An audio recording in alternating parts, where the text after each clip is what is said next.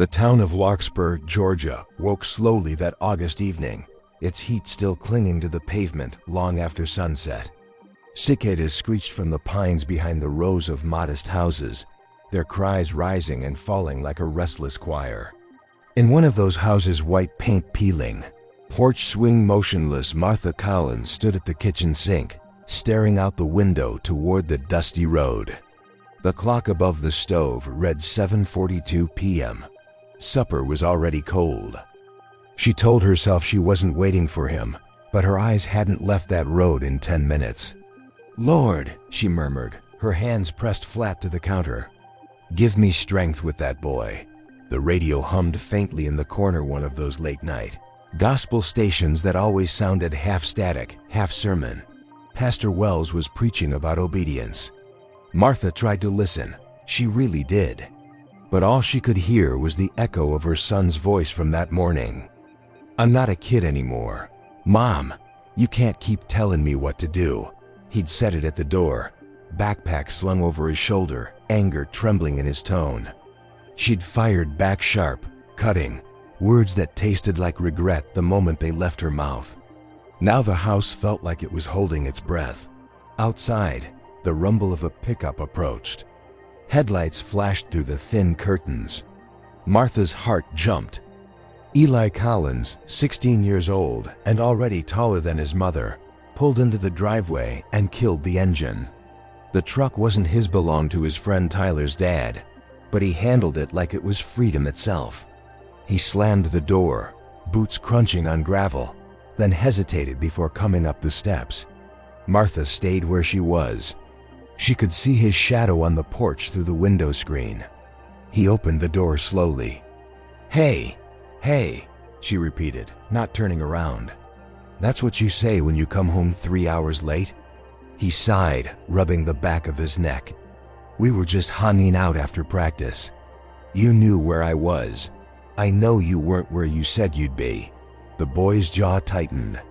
"What's that supposed to mean?" "It means I called Coach Fowler. Practice ended at 6. He looked away. "We went to the diner." "Big deal. It's a school night. It's Friday." She spun around. "Don't you get smart with me, Eli Ray Collins.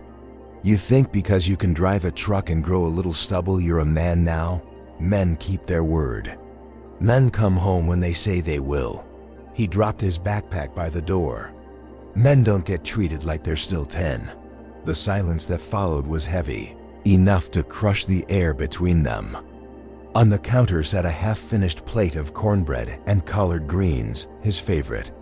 She'd kept it warm for hours, then let it grow cold out of spite. "I work 2 jobs, Eli," she said, her voice shaking. "I clean houses all morning, I check groceries all afternoon, and all I ask is that you do your part, come home, stay out of trouble, go to church on Sunday. But you'd rather run around with those boys, burn gas, waste your time." "I'm not wasting my time," he snapped. "I'm trying to figure out who I am." "You're my son, that's who you are." "Yeah? Then maybe I don't want to be."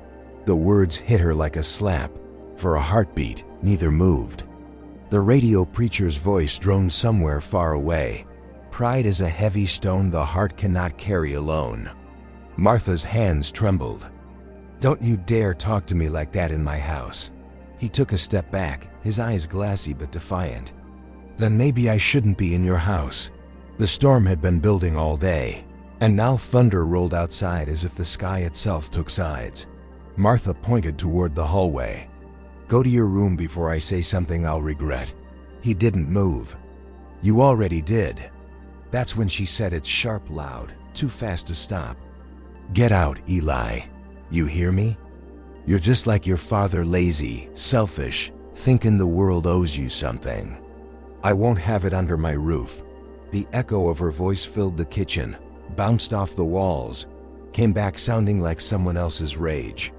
Ailish stared at her, face pale, lips pressed tight. Then he reached for the doorknob. "Mama," but she turned away. "Go." The door slammed hard enough to shake the windows. Outside, the first drops of rain hit the porch. Martha stood motionless. The radio crackled. Somewhere between stations, a hymn leaked through. Softly and tenderly, Jesus is calling. Her knees buckled. She grabbed the counter to steady herself. What had she done? Through the window, she saw the boy's figure disappear down the road, headlights flashing once as the borrowed truck pulled away. She wanted to run after him, to call his name. But pride rooted her to the floor. Instead, she whispered, "He'll be back. He always comes back." But deep inside, something colder answered, "Not this time." That night the rain came hard, drumming the roof until midnight. Martha sat in the living room with the Bible open on her lap, though she couldn't read a word. The pages blurred through her tears. It fell open to Psalm 34-18. Her eyes found the verse anyway, like it had been waiting for her. "The Lord is close to the brokenhearted and saves those who are crushed in spirit." She traced the words with her finger, whispering, "Then be close to him, Lord." Wherever he is, the wind howled through the trees outside, carrying her prayer into the dark. Rain fell through the night like the world was being washed clean of her mistake. Martha sat in her chair by the window, watching the drops trace crooked lines down the glass. She kept telling herself that Eli had just gone to Tyler's, that he'd come home once he cooled off. But the longer she waited, the more the house seemed to stretch, hollow and accusing. At 1 a.m. she rose, pacing the kitchen. The plate of cornbread still sat on the counter, untouched. She wrapped it in foil, placed it in the fridge like an apology she couldn't speak aloud. Thunder rolled again. The lights flickered once. She turned toward the door and listened, certain she'd heard a truck on the road. Nothing, just the endless rain. By dawn, exhaustion replaced fear. She fell asleep in the armchair, the Bible still open on her chest. When sunlight finally crept across the room, the world looked sharper, crueler in its clarity. Her first thought was he's not home. Her second thought was, what if he's hurt? She grabbed the phone and dialed Tyler's number. His mother answered, half asleep. "Morning, Sharon. It's Martha Collins. Eli didn't stay over there last night, did he?" A pause. "No, honey. Tyler said he dropped Eli off near the station round 9. "Why?" Martha's breath caught. "Oh, no reason." "Thank you." She hung up and stood there, phone pressed against her chest, listening to her heart pound like footsteps running away. At 9 she called the sheriff's office. "Any accidents last night on Highway 12? She asked, trying to sound calm. "Just a fender bender outside of Miller's," the deputy replied. "Nobody hurt." She thanked him, forced a smile into her voice, then hung up and sank to the floor. That's when the memory hit her, the last time she'd seen his father drive away down that same road, the same sound of tires on wet gravel. She'd promised herself she'd never beg anyone to stay again. Now she'd give anything for one more knock on the door. Days passed. No word. She called friends, teachers, the church office. Nobody had seen him. She went to the diner, the gas station, even the old bridge where kids like to hang out. Nothing. The sheriff told her, gently, that boys like Eli usually turn up somewhere, that maybe he just needed space. But nights were the worst. Each sound outside made her jump. Each quiet hour reminded her that space was another word for distance she'd created. One afternoon, Pastor Wells stopped by. He was a heavy-set man with kind eyes and a voice that filled any room it entered. "Martha," he said softly, standing in the doorway, "folks been a-skin about Eli. You heard from him yet?" She shook her head. He stepped inside, glancing around the small living room family photos still on the mantel. One of them turned face down. "You want me to pray with you?" She hesitated, then nodded. They bowed their heads. The words rolled out like rain after drought, familiar, practiced, yet heavy this time. "Father, bring peace to this home. Bring that boy back safe. And give this mother a heart of patience and forgiveness." When he left, Martha stood at the window again, whispering the final amen on her own. A week later, a letter arrived postmarked from Birmingham, Alabama. Her hands shook as she tore it open. "Mom, I'm fine. I got a job at a garage here. Don't worry about me. I just need some time to figure things out. Tell Pastor Wells I'm okay. She pressed the paper to her lips, tears spilling before she could stop them. Relief, guilt, love all tangled into one breath. But beneath it all was something colder. He hadn't written, "I love you." Years have a way of eroding anger the way rivers carve stone slowly, invisibly, until all that's left is emptiness. Seasons changed. Larkspur aged around her. Martha kept working cleaning houses, counting groceries, keeping busy enough not to think. She sent Eli birthday cards every year, though she never knew if they reached him. None ever came back, but none were answered either. At church, people stopped asking. They assumed he'd moved on, started a life somewhere far from his mother's shadow. She told herself that was a good thing, that he was better off without her. But some nights, she still woke at the sound of thunder, half expecting to hear a knock on the door. 10 years after that night, Martha stood on her porch watching the sunset bleed into the horizon. The air smelled like honeysuckle and gasoline from the highway beyond the fields. She clutched the same Bible Eli had left behind, its edges worn, pages soft. She whispered the verse he'd once marked, "The Lord is close to the brokenhearted." Then she closed it quickly, unable to finish. Because the truth she couldn't admit, not to the pastor, not even to God, was that her heart had stayed broken by her own hand. And the Lord, she feared, had long since moved on. By the time the calendar rolled into another decade, the Collins house had grown quiet in ways that had nothing to do with sound.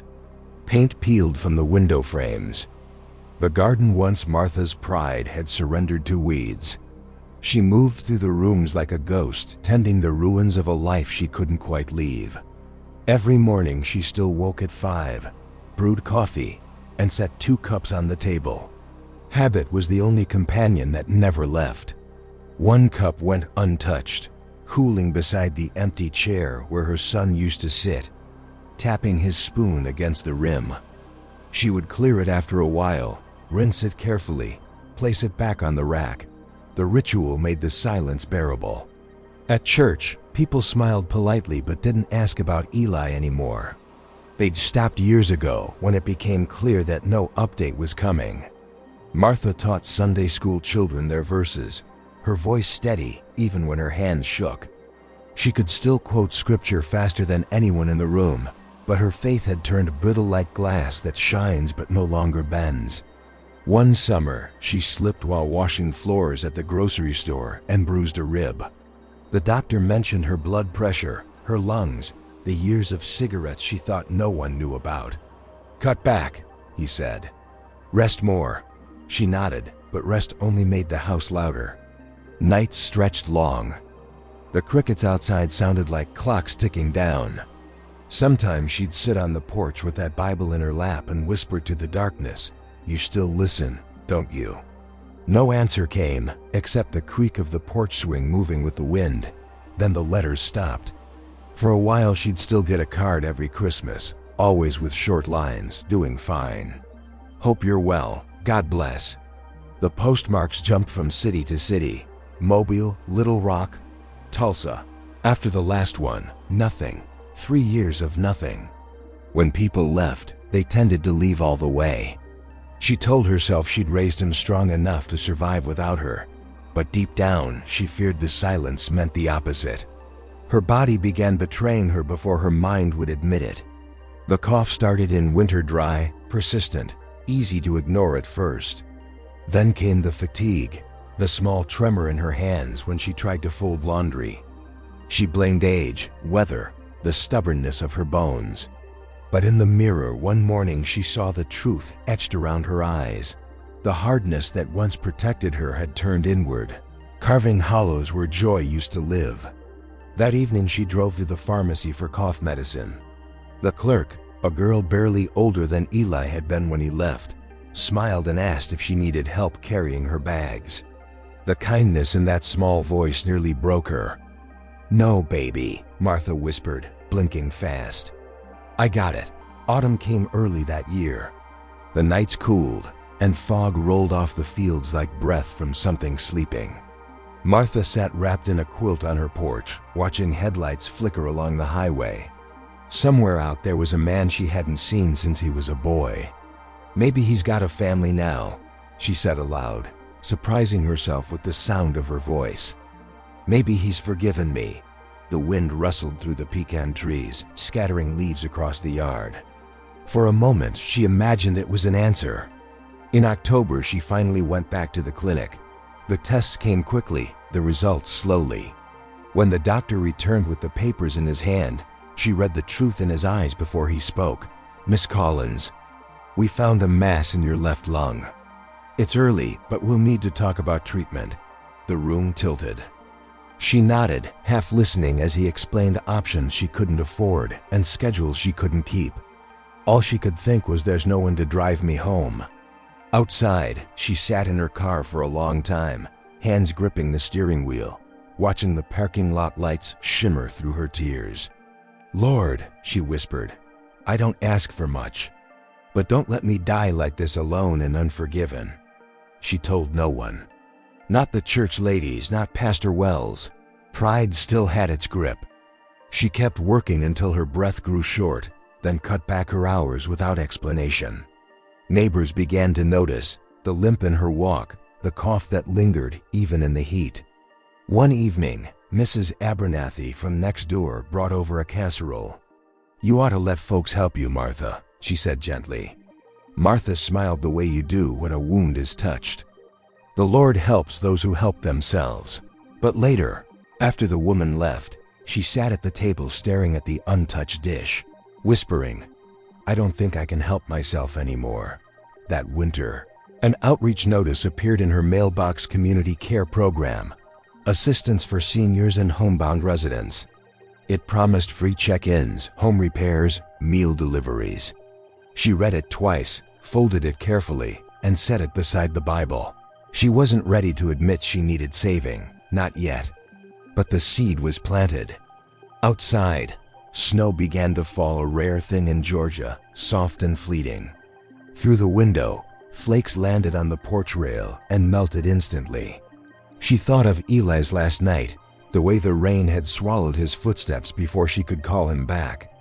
Now the snow was doing the same, erasing traces before she could find them. By the first spring rain, the doctor's words had settled inside Martha like stones. She tried to pray them away, tried to breathe past the tightness in her chest, but each week the hill between her and simple things, groceries, church, sweeping the porch, grew steeper. The town kept on moving without her. New families filled the pews, children she didn't know sang in the choir. When the congregation bowed their heads, Martha bowed hers too, but the distance between her lips and heaven felt wider than ever. One Friday afternoon, she lost her balance coming down the porch steps.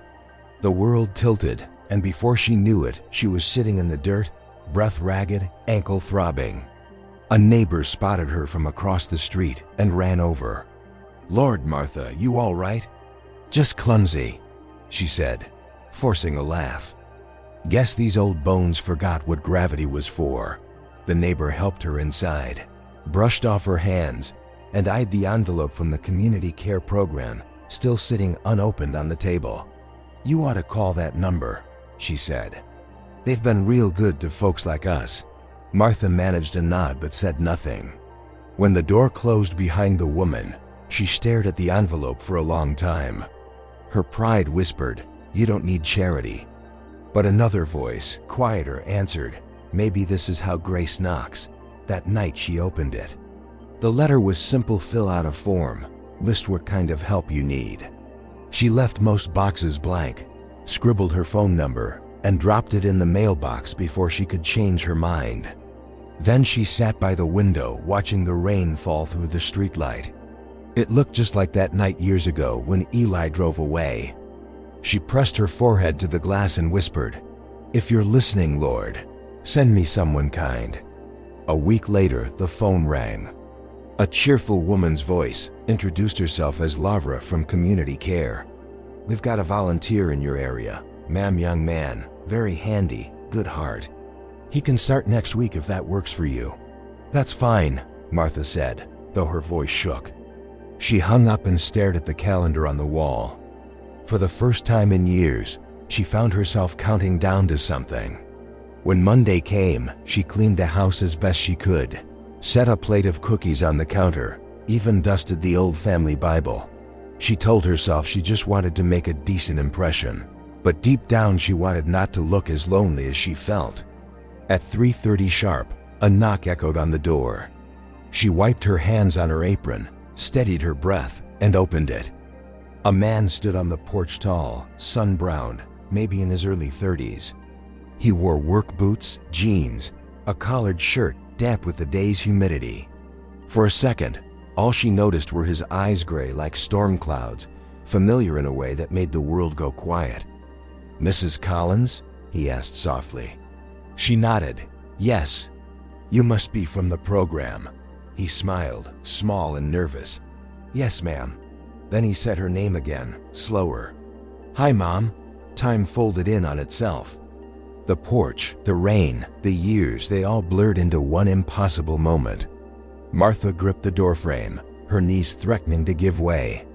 Eli stood there, older but unmistakable. The jawline she remembered, the same scar above his eyebrow from climbing the fence as a boy. Only the eyes were different, gentler, steadier, as if life had taught them how to listen. She opened her mouth, but no sound came out. The cookies on the counter, the clean floors, the practiced composure, everything useless now. He reached up, removed his cap, and said quietly, "I'm here to help around the house. They assigned me your address last week." "I didn't know it was you till I saw the name." Martha's lips trembled. "You shouldn't have come.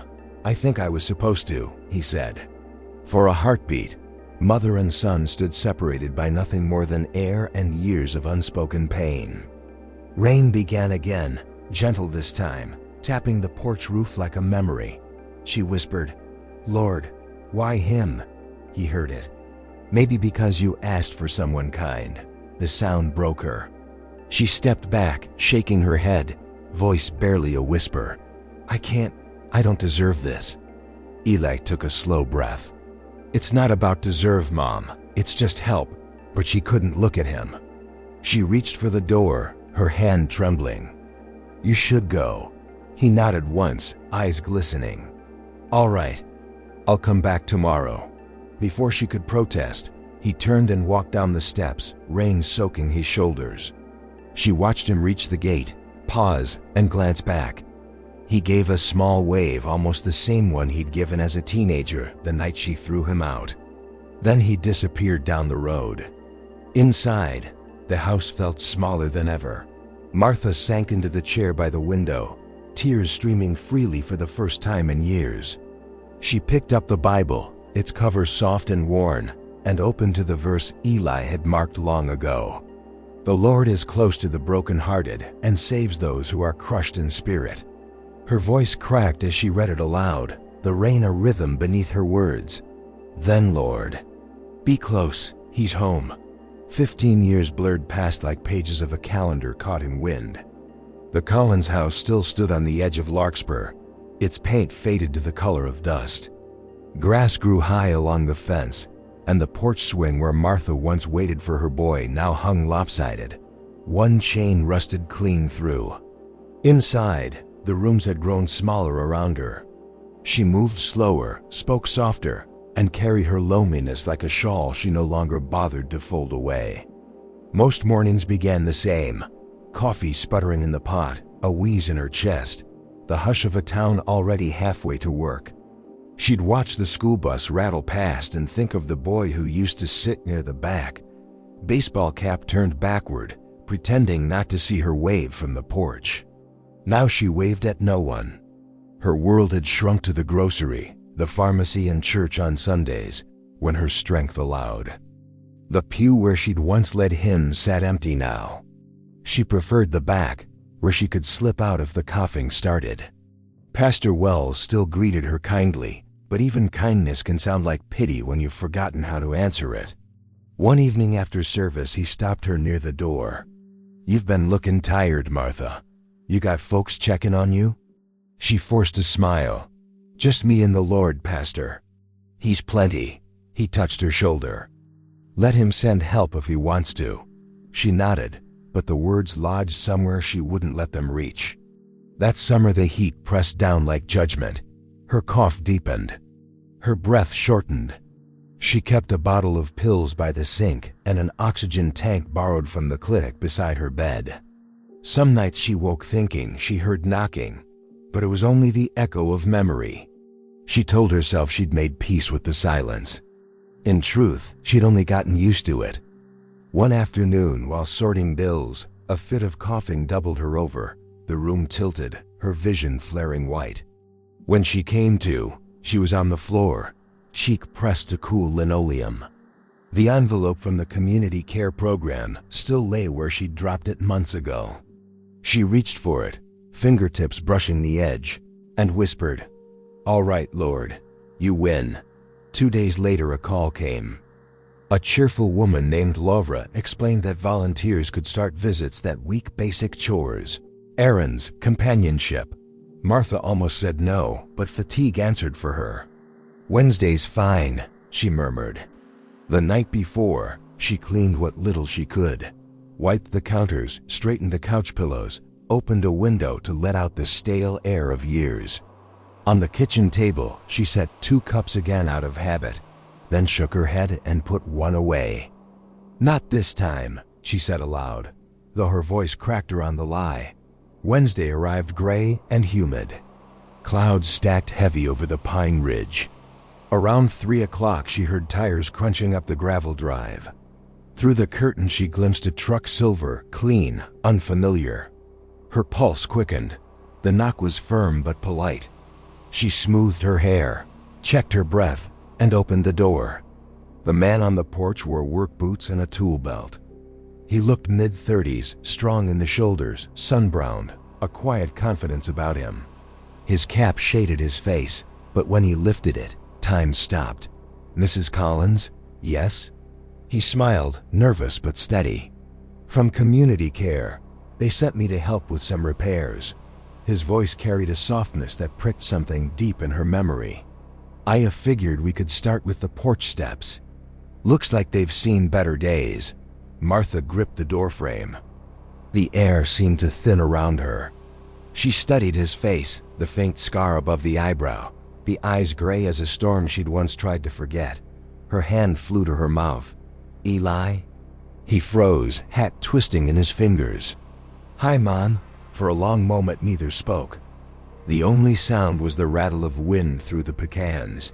"You shouldn't have come," she managed. "I didn't plan to," he said quietly. "Your name was on the list. Guess somebody higher up had plans." She wanted to slam the door to protect herself from the weight of the past standing on her porch, but her body betrayed her. She simply stepped back. "Well, the porch does need fixing." He nodded once, grateful for the permission hidden in her sarcasm. "I'll get my tools." He worked through the afternoon while she watched from the window. Each swing of the hammer was steady, measured nothing like the angry boy who'd left in the rain. When he finished, he knocked again, holding out the invoice. "No charge," he said. "Program covers it."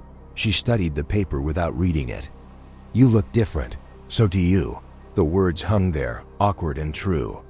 Finally she asked, "You do this for a living?" "I do this because I can," he said. "The church back in Atlanta started the program. I volunteer." "Church," she repeated, the word tasting strange. "So you found God?" He met her eyes. "He found me." Something inside her flinched.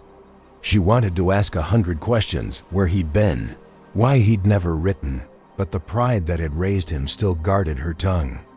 Instead she said, "Thank you for the steps." He nodded, adjusting his cap.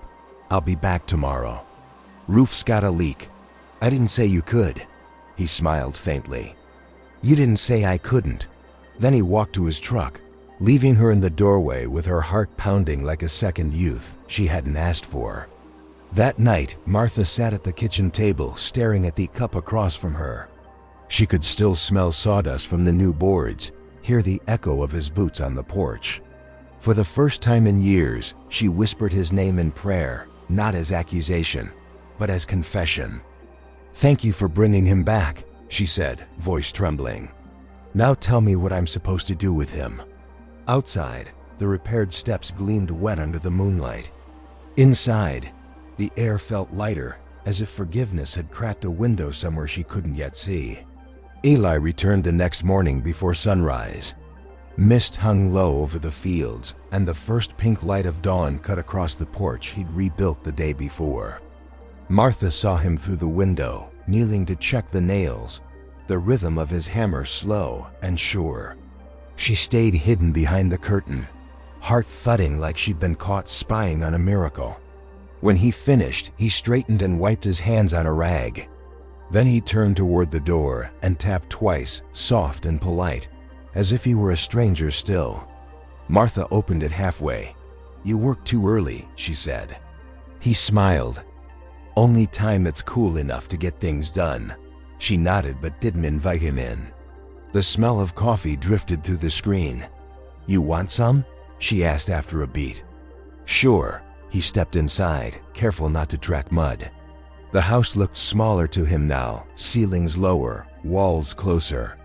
But he recognized everything: the ticking clock, the crochet doilies on the armrests, even the old cross stitched above the door. "As for me and my house, we will serve the Lord." It hit him how long it had been since he'd heard her voice fill this space. Every word she spoke sounded thinner now, like wind through a cracked window. They sat at the table with steaming cups. Silence stretched between them, but it wasn't the old, sharp kind. It was tender, uncertain, like the quiet after a storm when you're not sure if it's truly over. Finally, Martha said, "You stayed in church all this time?" Eli nodded. "Found one that took me in when I didn't have anywhere else to go." "How long were you without a place?" He looked at his hands. "Couple years, slept in my truck, worked odd jobs. I got into trouble once or twice, not the bad kind, just lost kind. Then this pastor he ran a small mission outside Birmingham gave me work and a cot. I stayed, learned how to build things, learned how to pray without yelling first." She studied him, guilt tugging at her chest. "You always had a good heart." He gave a small laugh. "Didn't feel like it back then." "You get that from your father," she said before realizing the wound those words carried. She froze. "I didn't mean." "It's all right," Eli said softly. "I made peace with him too." Martha blinked. "You saw him?" He nodded. "Last year, he was sick. We talked. He said he was sorry for leaving, for what he turned you into. He passed a few months later." Her lips trembled. "I didn't even know. He wanted me to tell you he prayed for you every day." Martha pressed a hand to her mouth, tears sliding down her face. "Why are you telling me this now?" "Because I promised him that when I found peace, I'd pass it on."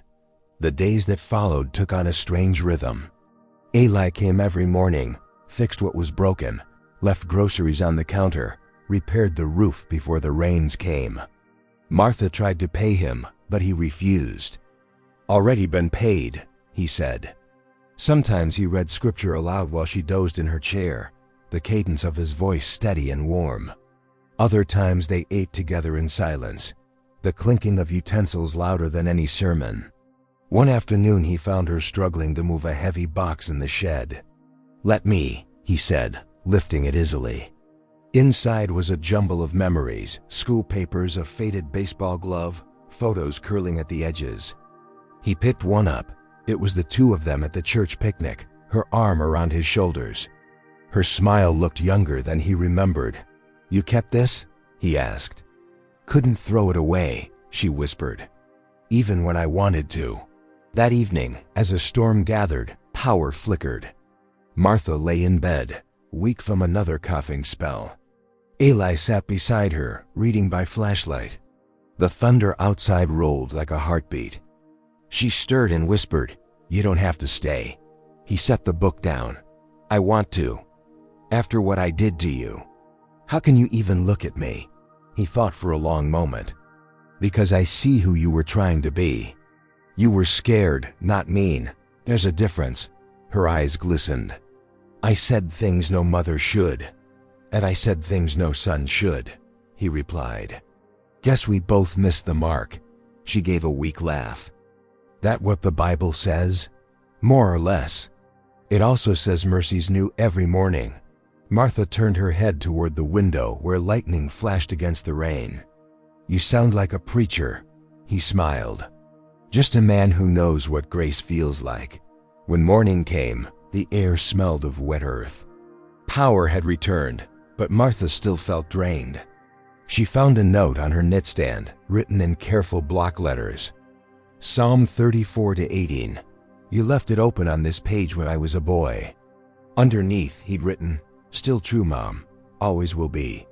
She pressed the note to her chest and wept quietly, not from pain this time, but from the relief of being seen. A week later, while working on the garden, Eli heard her calling softly from the porch. Ile, come sit a minute. He wiped his hands and joined her. The afternoon light fell gentle through the pecan trees, casting golden lines across the yard. I've been thinking, she said. All these years I told myself I threw you out because you needed to learn. Truth is, I was afraid you'd become your father. And when you looked at me that night, I saw him. The anger, the pride, it scared me. Eli listened, quiet. I thought if I pushed you away, I could stop history from repeating itself. But all I did was repeat it anyway. He took her frail hand in both of his. You can stop it now. She squeezed his fingers weakly. You really think people can change? I don't think, he said. I've lived it. Her eyes filled again, but this time the tears came with a smile. You turned out better than I deserved. None of us get what we deserve, he said softly. Thank God for that. That night, as he packed up his tools, Martha called from the doorway. You comin' tomorrow? He turned. Wouldn't miss it. She nodded. I'll make cornbread, just like before. He grinned. I'll bring the honey. When he drove away, she watched the taillights fade down the road, a warmth blooming in her chest that she hadn't felt in decades. It wasn't health, but it was healing. Inside, she placed his note inside her Bible, right on Psalm 34-18, and whispered, Lord, you didn't forget us after all. Outside, the repaired roof dripped softly from the evening rain, each drop sounding like forgiveness finding its way home. The days grew gentler after that. For the first time in 15 years, the house sounded alive again, the hiss of coffee in the morning, the creak of the porch boards under steady footsteps, 2 voices instead of 1. Neighbors began to notice. And Mars, Abernathy stopped by with peach pie and whispered, So that's your boy, huh? Looks like you got a second chance. Martha smiled shyly, a warmth rising in her chest. Maybe I did. Eli worked through every room, fixing the leaky sink, patching cracks in the plaster, oiling the hinges that had grown stiff with silence. Each small repair stitched another piece of the house back together, and somehow the same happened to them. Martha began leaving his coffee mug out beside hers each morning, no longer pretending it was a mistake. When her strength allowed, she'd sit on the porch while he worked, telling stories about his childhood she thought she'd forgotten. You used to hide biscuits under your bed, she said one afternoon, laughing until the cough interrupted her. He grinned. You found them every time. I always knew where to look. She paused, catching her breath. I just didn't know how to look at you. That evening, he cooked dinner vegetable stew, too much salt, but she ate every spoonful. When the dishes were done, he pulled the old family Bible from the shelf. You still keep this close? He asked. She nodded. Even when I couldn't read it. Some nights it just sat there beside me, reminding me who I used to be. He opened to the page with the note he'd left. Mind if I read? Her eyes softened. Please, his voice filled the kitchen. The Lord is close to the brokenhearted and saves those who are crushed in spirit. When he finished, silence lingered like light after sunset. Martha whispered, I think I spent half my life believing I was too far gone for that verse to mean me. Eli looked at her gently. Maybe that's why it's written down so we can't argue with it. As summer turned toward fall, her illness advanced. Some mornings she woke too weak to rise. Other days she pushed through chores just to prove she could. Eli adjusted without complaint, cooked, cleaned, sat with her through the long nights when sleep refused to come. Sometimes they prayed together. Sometimes they just talked about nothing at all. One night, lightning flickered across the horizon, thunder rolling like distant drums. Martha lay on the couch beneath a blanket, pale but peaceful. "You remember that storm, the night you left?" she asked suddenly. He nodded. "I remember everything. I watched you walk away and told myself you'd come back begging. I waited till the rain stopped, but pride's a cruel friend. Next morning, I told people I'd done the right thing." Eli leaned forward, elbows on his knees. "Why? 'Cause I was angry. At your father, at the world, at God. I thought if I could keep control of something, maybe I wouldn't feel so small." She turned her head toward him, tears shimmering. "But I wasn't in control. I was just afraid." He reached out, brushed her hand gently. "So was I." For the first time they both laughed through tears, the sound fragile but real. The next morning, he found her sitting on the porch with the Bible open to Luke 15, the story of the prodigal son. "Fitting choice," he said. She smiled faintly. "You think you were the prodigal?" He shook his head. "No, ma'am. I think we both were." She closed the book slowly. "Maybe I was the older brother, angry and jealous, trying to earn love that was already mine." Eli looked out across the yard, the trees glowing gold in the early light. "Funny thing about grace, it doesn't keep score." As the weeks passed, word spread through town that Martha was ailing. The church sent meals, cards, flowers. Pastor Wells visited often, bringing quiet prayers and gentle humor. One evening he found Eli sitting by her bed. "She's proud of you, you know," the pastor said softly when Martha dozed. Eli smiled. "Took us a long road to get here. Good roads usually do." Martha stirred, eyes opening. "I heard that," she said with a tired grin. Pastor Wells chuckled. "Then I'll say it louder next time." That night, after the pastor left, Martha reached for Eli's hand. "You've done more for me than I deserve, son." He shook his head. "Stop saying that. It's true." "No, Mom, what's true is that God doesn't waste nothing. Not even mistakes, especially not ours." Her eyes filled again. "You really believe he sent you back here?" "I don't doubt it for a second." She exhaled slowly. "Then maybe he still remembers me too." He squeezed her fingers. He never forgot. Later that evening, he fixed the porch light, a bulb that had been dead for years. When it flickered on, warm and steady, Martha watched from her chair by the window. "Would you look at that?" she whispered. "First light that house has seen in forever." Eli turned toward her with a grin. "Can't have you sitting in the dark." But she wasn't talking about the porch anymore. "I've been sitting there for years, Eli. You just didn't know how dark it got." He came back inside, sat beside her again. "Then maybe it's time to rest, Mom. Let the light do its work." Winter crept in quietly. The pecan trees shed their last leaves. The sky turned pale and cold. Martha's breath grew shallow, but her spirit seemed lighter. She no longer hid the Bible under papers or left prayers half-finished. Most nights, she and Eli would read together until she drifted off. On Christmas Eve, the church choir sang carols down the road. Their voices carried faintly through the air. Martha stirred from her chair and whispered, "I always liked that one, 'O Holy Night,' the part about the weary world rejoicing." Eli smiled.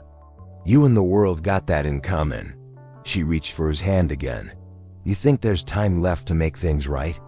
He looked at her, eyes gentle but honest. "You already are." The next morning, she slept late. Sunlight spilled through the curtains, catching dust like tiny stars. Eli brewed coffee, the smell filling the kitchen. He set 2 cups on the table, just like she used to, and waited until he heard the slow creak of her steps. When she appeared in the doorway, Frail but smiling, he pulled out her chair. "Mornin', Mom." "Mornin', son." For a moment, neither spoke. They didn't need to. The silence between them wasn't empty anymore. It was full, alive, like a hymn too sacred for words. Morning came pale and thin, the kind that feels like it's holding its breath. Frost clung to the porch rails, turning every surface silver. Inside the house, the heat had gone out overnight, but Eli had built a small fire in the hearth. The crackle of it filled the quiet. Martha sat in her chair, wrapped in a quilt that used to belong to her mother. Her hands trembled when she reached for her cup. Eli helped her lift it, steady and gentle. "You should get some rest," he said. "I've rested enough," she replied with a small smile. "I want to stay awake today." She looked around the room, the walls he'd painted, the roof he'd patched, the porch light still glowing faintly through the frost. "You fixed everything in this house," she murmured. "Not everything," he said softly. She met his eyes. "Almost." Later, the doctor came to check on her, murmured about comfort care, left a small bottle of pills on the table. Eli thanked him, walked into the door, and watched the truck disappear down the road. When he came back inside, Martha was staring at the Bible open on her lap. Her finger rested on the passage they'd read so often. The pages fluttered slightly from the draft, as though someone unseen had turned them. "Psalm 34 again?" he asked. "I keep trying to understand it," she said. "How he can be close to the brokenhearted when it's the brokenness that makes you run from him." Eli crouched beside her chair. "Maybe he's the only one who still comes looking, even when we run." Her breath trembled. "You sound just like your father used to, when he still believed." He hesitated, then said quietly, "And maybe he was closer than you think." She smiled faintly. "Maybe." That night the wind picked up. Eli sat beside her bed, reading softly by lamplight. Every so often she'd open her eyes, watching his lips move, and smile without a word. When he closed the Bible, she whispered, "Eli?" "Yes, ma'am." "I was wrong." He reached for her hand. "About what?" "About everything that mattered. About love. About God. About you." Her voice broke, thin as glass. "I was so afraid you'd leave me the way he did, that I made you do it." He squeezed her fingers gently. "It's all right, Mom." "No." She shook her head weakly. "I told myself I was strong, but I was just proud. And pride doesn't keep you warm at night." Her eyes filled again. "I prayed he'd forgive me before it was too late." Eli's own tears slipped down his cheeks. "He already did. You're the one who needed to hear it." She turned her head toward him, tears shining in the lamplight. "And you? Do you forgive me?" He smiled through the ache. "You were already forgiven the day I came home." Martha's lips trembled. "Then maybe I can rest." Hours passed quietly. The fire burned low. The house hummed with the rhythm of wind. Ayla stayed at her side, watching the rise and fall of her chest slow like the tide. She stirred once, half awake. "Eli." "I'm here. Read me something." He opened the Bible at random, eyes landing on a verse from Romans. "For I am convinced that neither death nor life, nor anything else in all creation, will be able to separate us from the love of God." Her hand relaxed in his as he finished. "That's a good one," she whispered. "It is." She smiled faintly. "Then I'll hold on to that." He bent and kissed her forehead. "You can let go, Mom. It's all right." The morning light crept slowly into the room. When it touched her face, she was still and peaceful. Her hand lay open on the cover of the Bible, palm upward, as if waiting to be taken. Eli sat there a long while before he realized the silence had changed. He bowed his head and prayed not for her, but in gratitude. "Thank you," he whispered, "for bringing her home." Outside, the first birds of spring began to sing. The frost melted on the porch rails, drops falling one by one into the thawing earth. That afternoon, people from the church came by with casseroles and kind words. Pastor Wells placed a hand on Eli's shoulder. She left at peace, he said. I know, Eli replied. She finally believed it. At the small graveside service the next day, the whole town came. The sun broke through the clouds just as Pastor Wells finished reading Psalm 34 to 18. The light spilled across the headstone, warming the letters of her name. Eli placed the family Bible on the grave for a moment.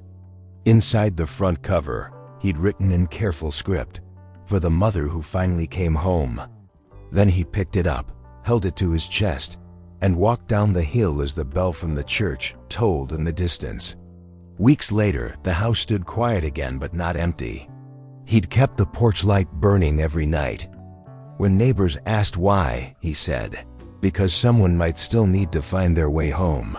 Sometimes he'd sit there after dark, coffee in hand, listening to the wind move through the pecans. Every now and then, it sounded almost like her voice, soft, steady, forgiven. And in those moments, Eli smiled, knowing that grace had done what time never could.